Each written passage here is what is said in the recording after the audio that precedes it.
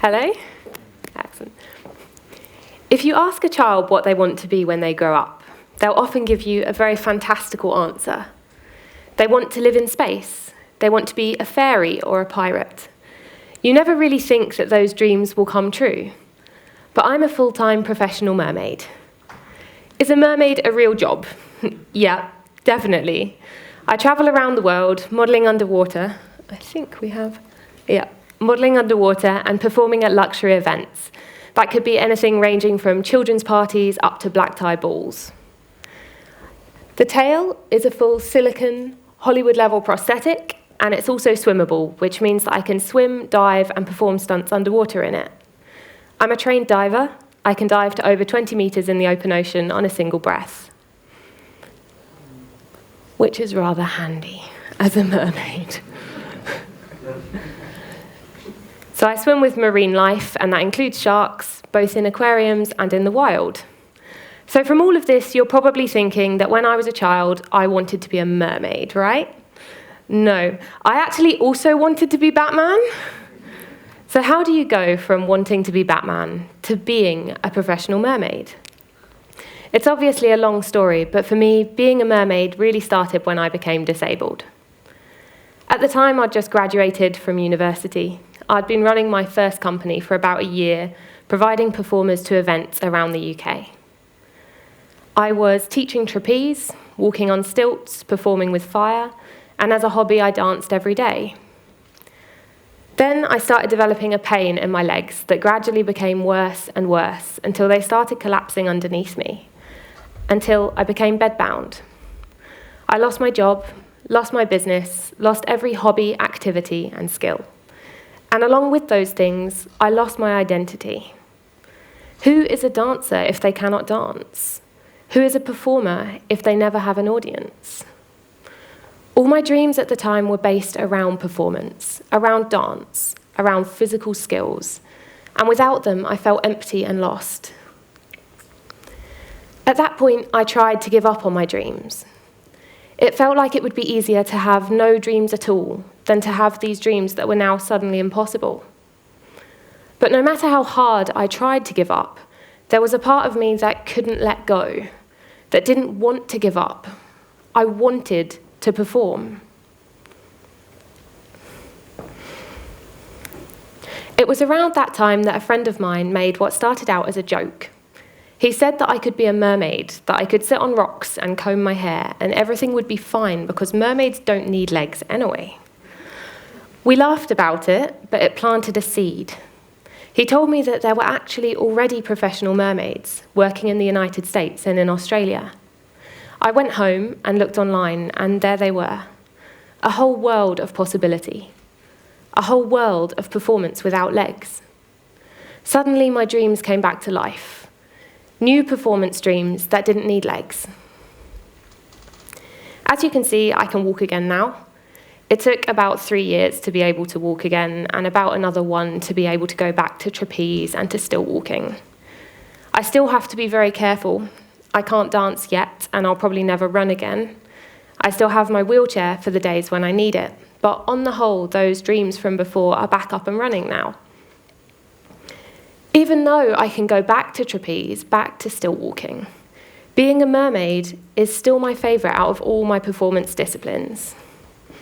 It's become a huge part of my identity, filling the gap that was left by dancing. Now I dance underwater, suspended weightless in my mermaid tail. I've learnt a lot from this experience of having my dreams ripped apart and piecing them back together again. Dreams are very funny things. We often think of them as very specific, very concrete, and when those specific details become impossible, it can feel like the whole dream is lost. But in reality, when you can learn to let go of the old details and accept the idea that you might change the goalposts a little, then you can find new and exciting ways of fulfilling what is fundamentally the same dream. I thought that I wanted to be a trapeze artist, but it actually ran much deeper than that. I love to perform. I love to entertain. I love to make people smile. I love to see the look of wonder in someone's eyes when I do something that they thought was impossible, And I know now that it doesn't actually matter what that is, whether that's acrobatics, eating fire, or swimming with sharks. I love to see that spark of curiosity, the moment when someone sees me do something and they start to wonder what they could do. If I can do it, then they can probably do it too.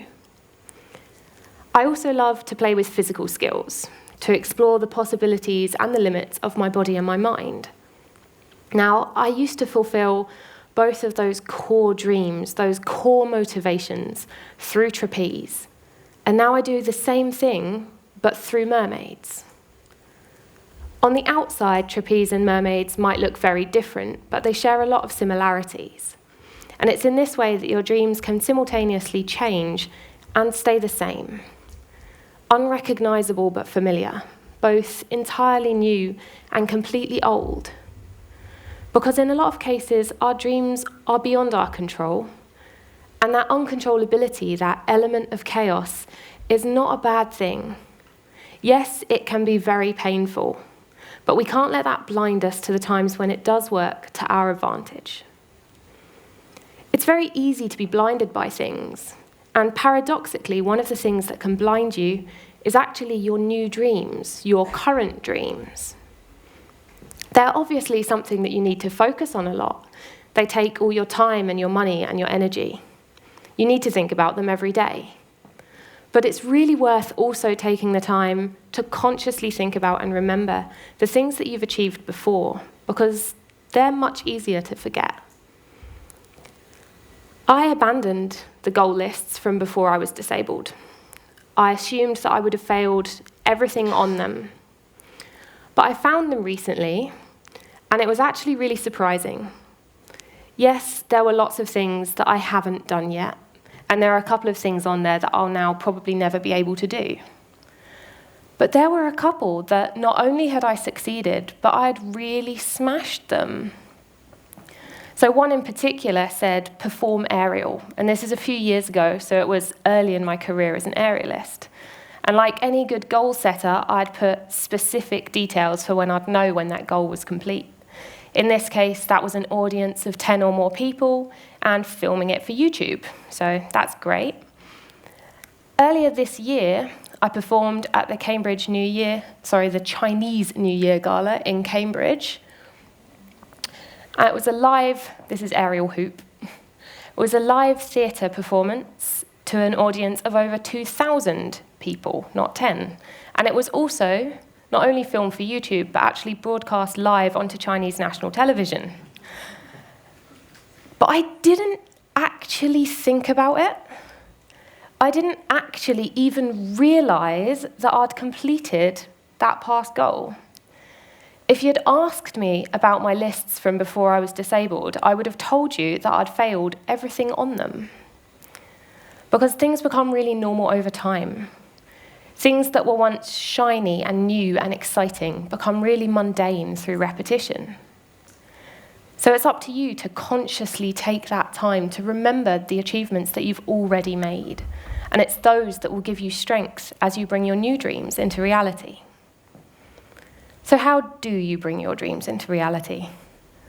I'm living a literal dream job as a professional mermaid, but I definitely don't have a formula for success. I do succeed a lot, and I fail a lot too, and that's absolutely fine. Because bringing your dreams into reality is really hard work. It takes a huge amount of resilience and determination when things don't go to plan, which they won't all the time. Then it takes creativity to adapt and to change that plan again and again. It takes a lot of personal and emotional strength to either hold on or to let go. Both of those things can be really hard. Above all, it takes time, usually a lot longer than you ever predicted when you first started. You can't wait to be ready, because the only things that you're truly ready to do are the ones that you've done before. So unless you want to do the same thing again and again and again until the day that you die, you've got to act before you're ready. You've got to leap outside your comfort zone. You can't wait for the stars to align and everything to be perfect before you start. I don't believe that that ever really happens. I don't really believe in lucky breaks, or certainly not in relying on getting a lucky break. Yes, there is privilege, there's opportunity, and some things are influenced by chance. But that idea of a lucky break, in reality, when you look closer, most people who get what looks from the outside like a lucky break have actually been working towards that goal for years and years beforehand. A lot of the time, what looks like luck is not actually luck. It's people. Speaking at TED has been a dream of mine for a couple of years now, but I'm not here today because I'm lucky. I'm here because of two incredible women, Ginny, who put me forward, and Elvira, who accepted me. It is them, not luck, that have given me this opportunity.